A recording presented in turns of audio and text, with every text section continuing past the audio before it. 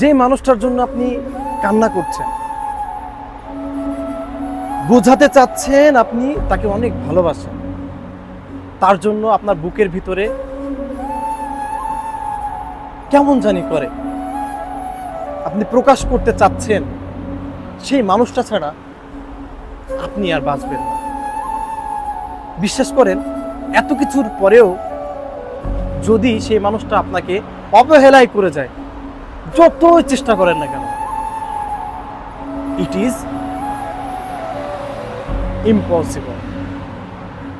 Because যে মানুষটা এত কিছুর পরেও আপনাকে বোঝে না, সেই মানুষটার জন্য যদি আপনি মরেও যান, এতটুকু পরিমাণ তার মনে আফসোস থাকবে না।